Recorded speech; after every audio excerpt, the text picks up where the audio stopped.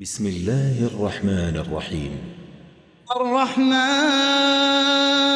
علم القرآن خلق الإنسان علمه البيان.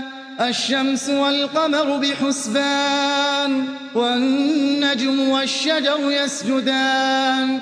والسماء رفعها ووضع الميزان ألا تطغوا في الميزان وأقيموا الوزن بالقسط ولا تخسروا الميزان.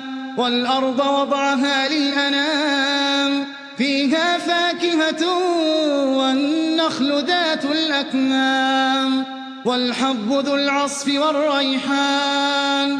فبأي آلاء ربكما تكذبان؟ خلق الإنسان من صلصال كالفخار وخلق الجان من مارج من نار.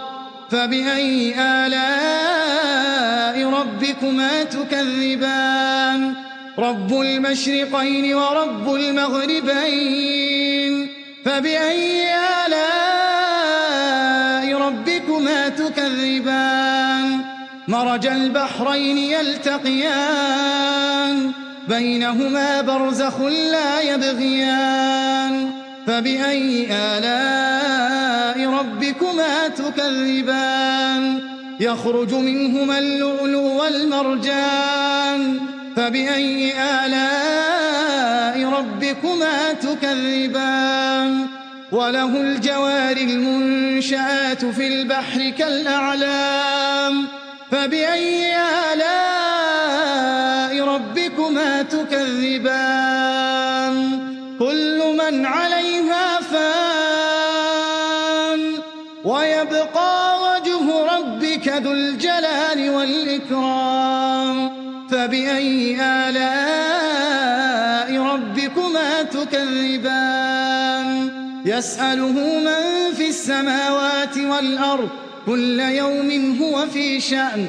فبأي آلاء ربكما تكذبان؟ سنفرغ لكم أيها الثقلان. فبأي آلاء ربكما تكذبان؟ يا معشر الجن والإنس إن استطعتم أن تنفذوا من أقطار السماوات والأرض فانفذوا لا تنفذون إلا بسلطان. فبأي آلاء ربكما تكذبان؟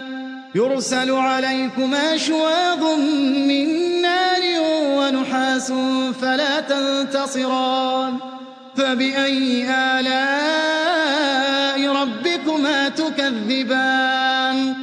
فإذا انشقت السماء فكانت وردة كالدهان. فبأي آلاء ربكما تكذبان؟ فيومئذ لا يسأل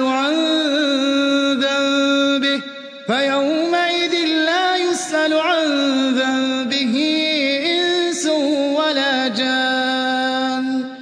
فبأي آلاء ربكما تكذبان؟ يعرف المجرمون بسيماهم فيؤخذ بالنواصي والأقدام. فبأي آلاء ربكما تكذبان؟ هذه جهنم التي يكذب بها المجرمون يطوفون بينها وبين حميم آن. فبأي آلاء ربكما تكذبان؟ ولمن خاف مقام ربه جنتان. فبأي آلاء ربكما تكذبان؟ ذواتا أفنان. فبأي آلاء ربكما تكذبان؟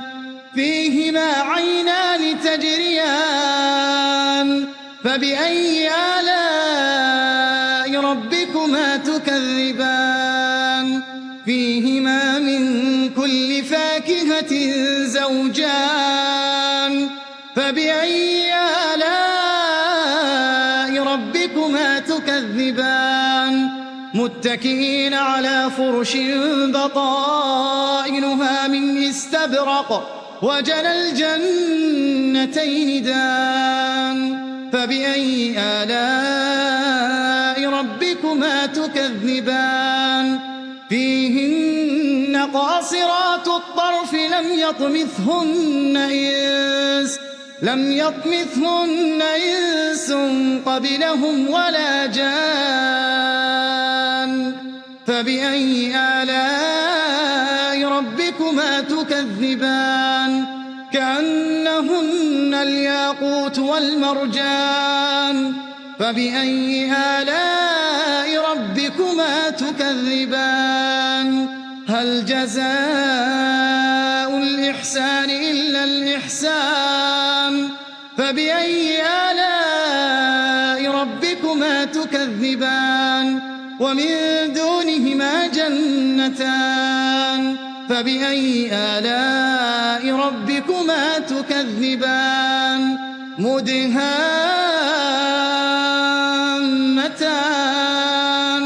فبأي آلاء ربكما تكذبان فيهما عينان نضاختان فبأي آلاء ربكما تكذبان فيهما فاكهة ونخل ورمان فبأي آلاء ربكما تكذبان فيهن خيرات حسان فبأي آلاء ربكما تكذبان حور مقصورات في الخيام فبأي آلاء ربكما تكذبان لم يطمثهن إنس قبلهم ولا جان فبأي آلاء ربكما تكذبان